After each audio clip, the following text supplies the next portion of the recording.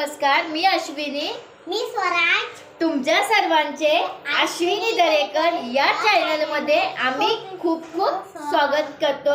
तुम्ही मस्त असाल आणि आमचे व्हिडिओ पाहत असाल असे आम्ही आशा करतो।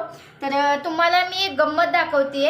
ॲक्च्युली आधीच व्हिडिओ बनवायला पाहिजे होता, पण माझ्या नंतर लक्षात आलं। तरी पण चला, जेवढं आहे तेवढं मी तुमच्याशी शेअर करते। तर फ्रेंड्स, स्वराजला त्याच्या स्कूलमधून हे श्रीरामांचं चित्र दिलं होतं फक्त, आणि त्यात त्यांना कलरिंग करायला सांगितलेलं होतं। तर त्यामध्ये जे छान कलर करेल त्यांना नंबर काढून त्यांना प्राईज देणार होते असं त्यांना सांगितलेलं आहे त्यांच्या टीचरने। तर मी येथे स्वराजला शिकवत होते की कलर कसे द्यायचे, कसं भरायचं। तर आम्ही येथे ज्या काही कलरच्या पेन्सिल असतात त्या यूज करत आहोत। तर ऑलमोस्ट कलर द्यायचा आलेला होता आणि अचानक मला आठवलं की ही गोष्ट मी तुमच्याशी शेअर करायला पाहिजे, कारण कलर दिल्यानंतर पेंटिंग खूप छान दिसत होते। तर म्हटलं चला, स्वराचं जे काही कौशल्य आहे ते तुमच्याशी शेअर करावा। तर मग अशा प्रकारे आम्ही कलर दिलेला आहे। मी स्वराजला सांगते तसा तो देतोय, आणि तर चला, जे काही राहिले ते पण कंप्लीट करून घेऊया इथे आपण। मला स्कूलमधून एक पिक्चर दिलं कलर करायला। तर मग मी मम्मीला म्हणलं का मला हे कलर द्यायला आणि कसे कलर द्यायचे ते सांग। मग मम्मी मला असे कलर द्यायला सांगितले। मग मी सगळे कलर दिले आणि आम्ही कलर पेन्सिल यूज केले। तर मग त्याने मग खूप चांगले कलर येतात।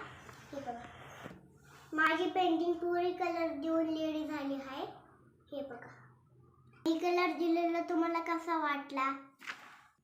आवडला का तुम्हाला? कमेंट करून नक्की सांगा। माझी मम्मी पण मला खूप हेल्प करते। तर आम्ही काय केलं, ॲक्च्युली कलर द्यायचा कसा ना, याने मला सांगितल्यानंतर मला पण थोडा क्वेश्चन पडला की कसा कलर द्यायचं। आणि त्यांच्या मिसने ना मेसेज केलेला की जो छान कलर देईन त्याला गिफ्ट आहे।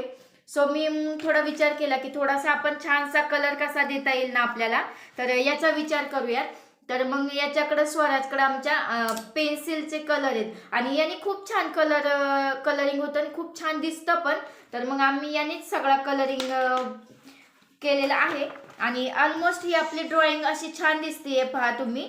तर ऑलमोस्ट असा कलर दिलाय स्वराजने सर्व, आणि खूप छान दिसतंय। तर फ्रेंड्स, मग पहा, मुलांमध्ये या छोट्या छोट्या गोष्टी असतात, जर त्यांना आपण आत्ता त्या करायला लावल्या ॲज अ ॲक्टिव्हिटी म्हणून, तर त्यांना पण खूप छान वाटतं, आणि आपल्याला सुद्धा त्यांच्यामध्ये काय म्हणजे किती आवड आहे त्यांना त्या गोष्टीत, त्यांच्यातली किती कला कौशल्य आहे ते आपल्याला इथे समजून येतं। तर अशी थोडीशी आपल्याला हेल्प होती, त्यांचंही मनोरंजन होतं, आणि छान कलर दिलाय स्वराजी। मला तर प्रचंड आवडला। मी तुम्हाला बॅक कॅमेराने एकदा फुल ड्रॉइंग दाखवते।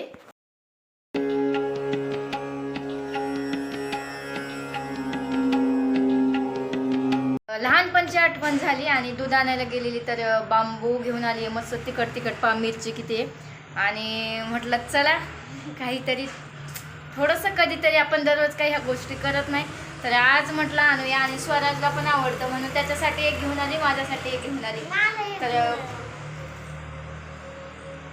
कुणाला आवडतंय बांबू खायला ते कमेंट करून नक्की सांगा। आम्हाला तर खूप आवडतं बाबा, मी पण खातीये बांबू, तुम्ही पण या खायला मस्त।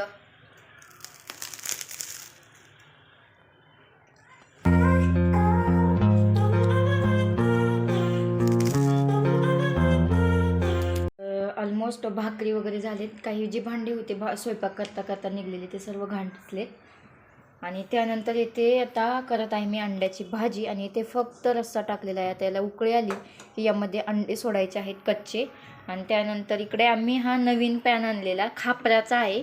तर याच्यावरती मला अंड्याच्या पोळ्या काढून पाहायच्या आहेत कशा येतात ते, त्यासाठी हा धुवून घेतलेला आहे, आणि अगदी 50 रुपये रिजनेबल रेटमध्ये आहे।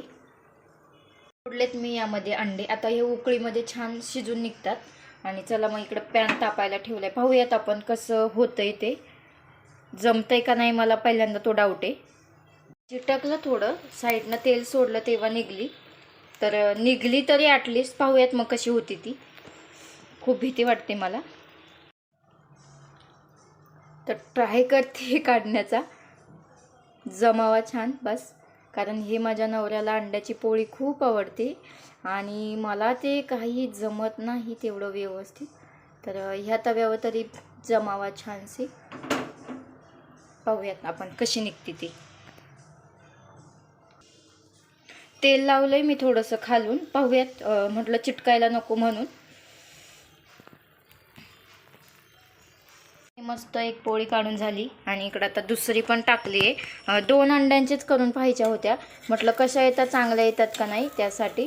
पहिले थोडं माझी चुकी झाली. पहिली जी पोळी होती ती जाड झालेली, आता ही थोडीशी पातळ येते. ही लगेच निघली, म्हणजे छान आहे. आता याची टेस्ट बघूया नंतर खाऊन, चांगली लागते का जरा, कारण ही मातीचं भांडं आहे तर कशी लागते टेस्ट. आम्ही पहिल्यांदाच यावरती बनवतोय ना, सो आपण याची टेस्ट पण पाहूया कशी लागते ती. इथे अंड्याची भाजी मस्त असे शिजून निघतात उकळीत. आणि त्यानंतर इथे आपल्या पोळ्या देखील रेडी आहेत. आता हे आल्यानंतर यांना विचारू टेस्ट कशी आहे ती.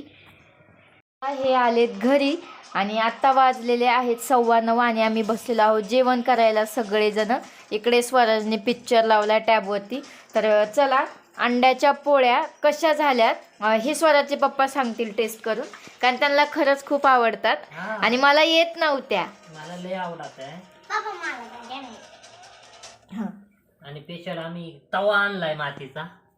खाऊन पाहतो पहिले माती सारखा आलाय. खूप क्लास लागतोय.